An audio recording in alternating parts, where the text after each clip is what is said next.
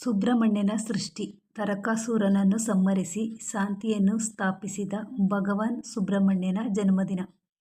Third I Karnataka 09 ನಮ್ಮ ಚಾನೆಲ್ಗೆ ಸ್ವಾಗತ.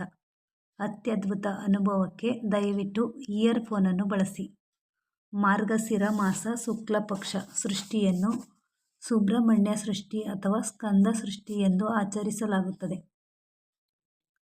ತಾರಕಾಸುರರು ಮತ್ತು ಶೂರಪದ್ಮ ಎಂಬ ರಾಕ್ಷಸರು ತಮಗೆ ದೊರೆತ ಆಜ್ಞೆಯ ವರದ ನಿಯಮಿತ 3 ಲೋಕಗಳಿಗೂ ತೊಂದರೆ ಕೊಡುತ್ತಿದ್ದರು.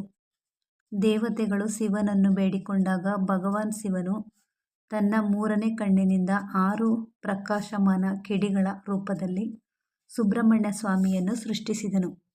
ಆನಂತರ ಪಾರ್ವತೀ ದೇವಿಯಿಂದ 6 ಮುಖಗಳನ್ನು ಹೊಂದಿರುವ ಮಗುವಿನಂತೆ ಏಕೀಕರಿಸಲ್ಪಟ್ಟು ಸುಬ್ರಹ್ಮಣ್ಯ ಸ್ವಾಮಿಯ ತನ್ನ ತಾಯಿಯಿಂದ ದೈವಿಕ ವಿಲ್ ಅನ್ನು ಪಡೆದರು. ಯುದ್ಧವು 6 ದಿನಗಳವರೆಗೆ ನಡೆದು ಸೃಷ್ಟಿಯ ದಿನದಂದು ತಾರಕಾಸುರನ ವಧೆಯಾಯಿತು. ಆ ರಾಕ್ಷಸನ ಪ್ರಾರ್ಥನೆಯಂತೆ ಮುರುಗನು ಅವನನ್ನು ನವಿಲಾಗಿ ಪರಿವರ್ತಿಸುವ ಮೂಲಕ ಅವನಿಗೆ ಅಮರತ್ವವನ್ನು ದಯಪಾಲಿಸಿದನು.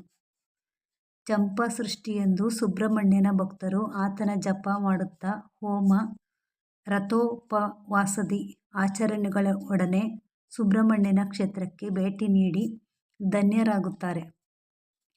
ಸುಬ್ರಹ್ಮಣ್ಯ ಸ್ವಾಮಿ ಒಲಿದರೆ, ಸರ್ಪದೋಷ ಮುಂತಾದ ಸಮಸ್ಯೆ ಇದ್ದರೆ ಎಲ್ಲ ಕಷ್ಟವೂ ದೂರವಾಗುವುದು ಎಂಬ ನಂಬಿಕೆ ಇದೆ. ಸುಬ್ರಹ್ಮಣ್ಯನ ಸೃಷ್ಟಿಯಂದು ದಾನಕ್ಕೆ ಬಹಳ ಪ್ರಾಶಸ್ತ್ಯ. ಬಡವರಿಗೆ ಬಟ್ಟೆ, ಆಹಾರ ಮತ್ತು ಇತರ ಅಗತ್ಯ ವಸ್ತುಗಳನ್ನು ದಾನ ಮಾಡುವುದು ಉದಾತ್ತ ಕಾರ್ಯವಾಗಿದೆ ಎಂದು ಹೇಳುತ್ತಾರೆ.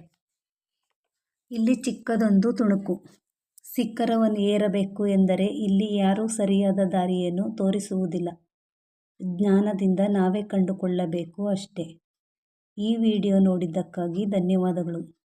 ಈ ವಿಡಿಯೋ ಇಷ್ಟ ಆದಲ್ಲಿ ಲೈಕ್ ಮಾಡಿ, ಶೇರ್ ಮಾಡಿ, ಸಬ್ಸ್ಕ್ರೈಬ್ ಮಾಡಿ. ಮುಂದಿನ ವಿಡಿಯೋದಲ್ಲಿ ಸಿಗೋಣ.